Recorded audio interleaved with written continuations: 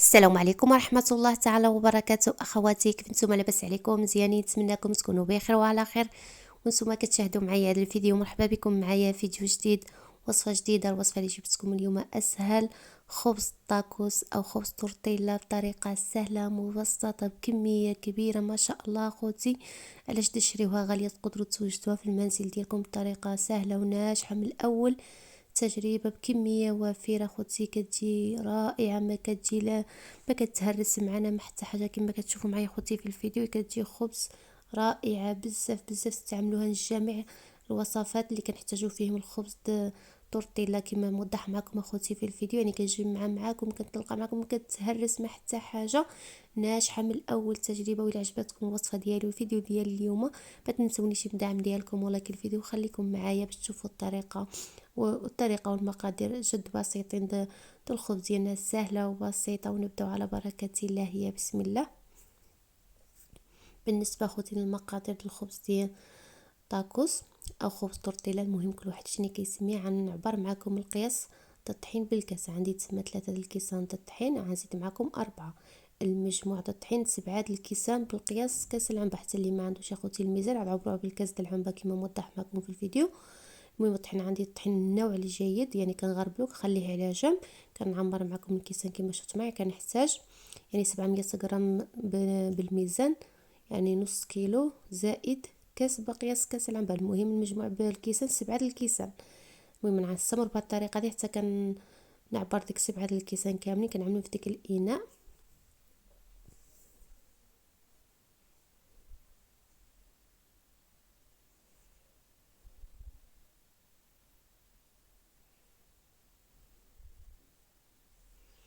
وصافي اخوتي، من بعد ملي عبرت ديك 7 الكيسان د الطحين، غنزيد هنا واحد المعلقه صغيره د المليحه. من بعد غنزيد هنا واحد المعلقه كبيره د السكر. غنزيد هنا بياض، حبه البيض واحده. كاين اللي كيعملوا، كاين اللي ما كيعملوش. بالحق من الاحسن اخوتي تعملوا هذا البياض د البيض، كيعطينا العجينه ديالنا واحد القوام رائع اخوتي. من بعد عندي هنا 3 المعالق د الزيت نباتي. المهم انا عندي معبورين، غنزيد نعبرهم معاكم. يعني عطيتكم المقادير مضبوط، يعني اللي اول مره، خصوصا الاخوات المبتدئين اللي اول مره يجربوا هذا الخبز، عاد نجح معاه من الاول تجربه اخوتي ان شاء الله. وصافي. ومن بعد عندي المطايب، بحال اللي كنلقمو اتاي، يعني بحال كنطيبو اتاي المطايب، يعني تاع القزبوله ديالو كما شفتوا معايا. عندي 2 د الكيسان د الماء والربع. المهم كنت غنشبر الكاس بيدي ونخوي الماء، ما نقدرش يحتاج الكاس الماء سخون بزاف. غنعمر الكاس كما شفتوا معايا اخوتي في الفيديو. غنعمر الكاس الاول والكاس الثاني، وغنزيد الربع كاس د الماء. يعني حتى ما عطيت لكم ضبوطي. من بعد كيما خويت ديك الكاس اللي طايب، غنحرك مزيان ديك واحد التحريكه خفيفه باش ديك بياض البيض باش ما يطيبش معنا مع الماء عندنا غليان. وصافي كنحرك بديك معلقه خشبيه، حيت دابا الخليط كيكون سخون سخون بزاف، ما نقدروش يعني نجمعوه باليد ديالنا. وصافي عملت 2 الكيسان د الماء طايب. دابا غنزيد 4 د الكاس د الماء بالقياس كاس العنبه. يعني هادو هما المقادير د الخبز طاكوس، يعني اسهل منها ما كاين. يعني وجدوها في المنزل ديالكم كميه وفيره، حسب ما تشريوها من برا خوتي كتجي غاليه، كطيح غاليه بزاف. المهم وصافي. دابا غنخلط ديك المكونات مزيان مع بعضياتهم غير بديك المعلقه خشبيه حتى كيبرد شويه الخليط. غنخوي ديك الخليطه ديالي على طاوله العمل، وغندلكو باليد ديالي مزيان. المهم دلكو مزيان العجينه ديالنا، كنطيوها دلك مزيان حتى كنجمعوها مزيان اخوتي بهذه الطريقه هذه. المهم نستحملوا شويه الحراره حيت العجينه باقا سخونه.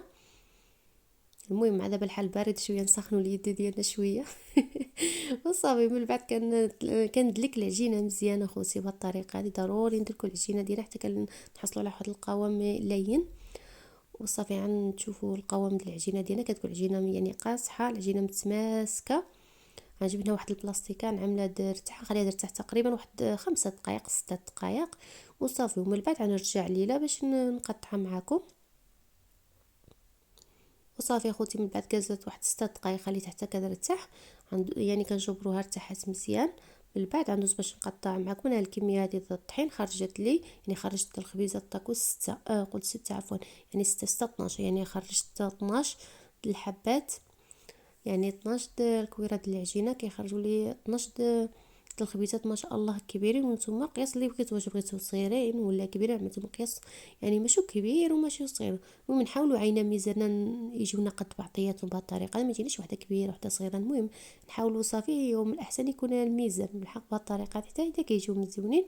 وصافي من بعد ملي ساليو نغطيهم بواحد البلاصتيك، نخليهم يرتاح واحد 10 دقائق دابا. ومن بعد غندوز باش نطلق العجينه ديالي بالطريقه العاديه. كنرش الطحين، ضروري نرشوا الطحين اخوتي. غنجيب هنايا المدلك وغنطلق العجينه ديالي. المهم سربيت معكم الفيديو باش ما نطولش عليكم بزاف اخوتي. كنتمنى الطريقه ديالي تنال الاعجاب ديالكم، ولا وصلتوا معايا حتى المرحله هذه وعجبكم الفيديو ديالي والطريقه ديالي، كنتمنى اخوتي ما تنسونيش من الدعم ديالكم ولايك الفيديو. شكرا لكم بزاف على المشاهده ديالكم، على اي حاجه كتخليوها في الحق ديالي. جزاكم الله كل خير في هاد العواشر اخوتي. وصافي كنطلق بالعجينه بالطريقه العاديه، وحاولوا يعني نطلقوا العجينه تجينا معوطه، حتى اللي ما جاتلوش العجينه يعني دائريه معوطه، شوفوا هذا شي مغطى وشي سكين او ديك قطعه البيتزا كتحاولوا تقطعوها وتجي لكم معوطه. المهم انا ما بغيتش نقطع، خليها واخا كتجيني شويه عوجه، باق من الاحسن بلا ما نضيع شويه د العجين. كنتمنى اخوتي فهمتوني. يعني كنحاول دابا باليد ديالي، نحاول ندورو باليد ديالي كيما موضح معكم اخوتي الفيديو، باش نحاول ندور لا الشكل ديالها باش تجي الشكل ديالها مدور، وكتجي يعني قياس واحد. نتوما كتشوفوا معايا العجينه ناجحه اخوتي، ما كتلصق، يعني جمعتها باليد ديالي عاود طلقتها، ما كتلصق ما كتقطع ما حتى حاجه. يعني جربوا على الضمانه ديالي، عندنا الاعجاب ديالكم ما شاء الله. يعني انا ساليته، يعني انا ساليت دابا 6 د الخبيزات، يعني قرصت دابا 6. غندوز باش نطيب هاد 6 هادو، من بعد عاود ندوز نقرص اخرين.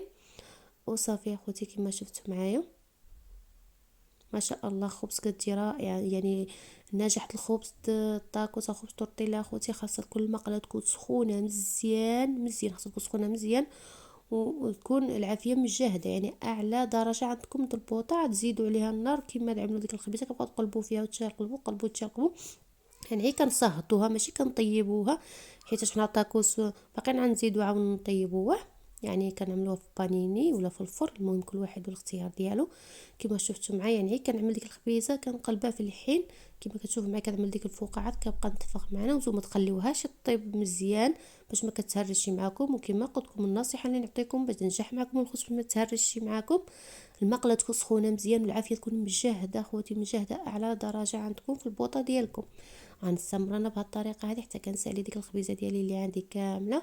وكما قلت لكم من الاحسن يعني قرصوا 6 الخبيزات طيبوهم، من بعد عاودوا قرصوا اخرين.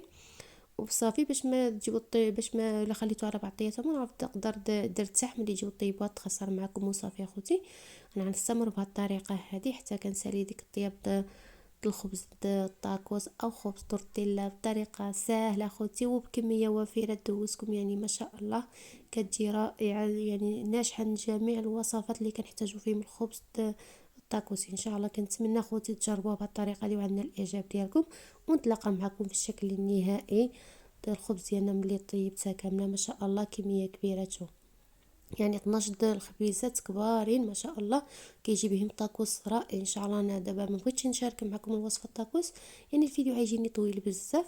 يعني ملي غنزل لكم هذا الفيديو هذا، يعني الفيديو الثاني غنزل فيه الطاكوس باسهل طريقه وباسهل حشوه، يعني طاكوس منزلي الناس دراوش وساهل وبسيط، يعني تعطيوه لوليداتكم يجي رائع اخوتي.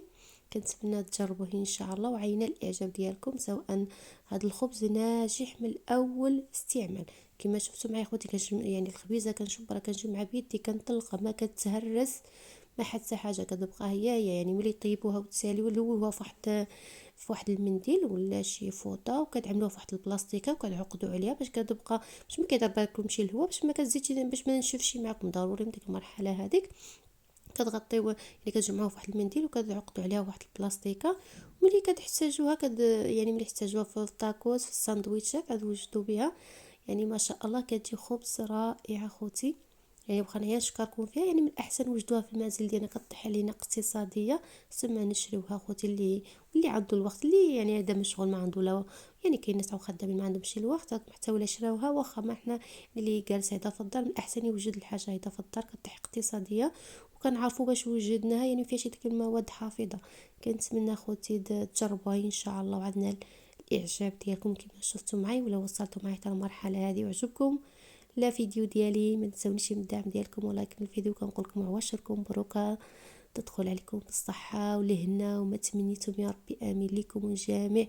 الإسلامية كما شفتوا معايا خبز رائع طاكوس ناجح اخوتي 100%. طريقة سهلة ومبسطة بمقادير مضبوطة. يعني كنشكلكم طاكوس، يعني شكلوه كما بغيتو السيجار، المهم اللي بغيتو تشكلوا به، يعني تشكلوا به اجمع قلت اجمع يعني اجمع يعني مملحات تقدروا توجدوه بهذا الخبز هذا ناجح.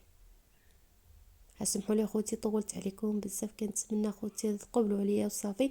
المهم انا بغيتش نقطعها معكم، يعني كل لقطه عندها الافاده ديال اخوتي. كنتمنى ينال الاعجاب ديالكم. يلا بسلام عليكم، تلاقاو في فيديو اخر ان شاء الله.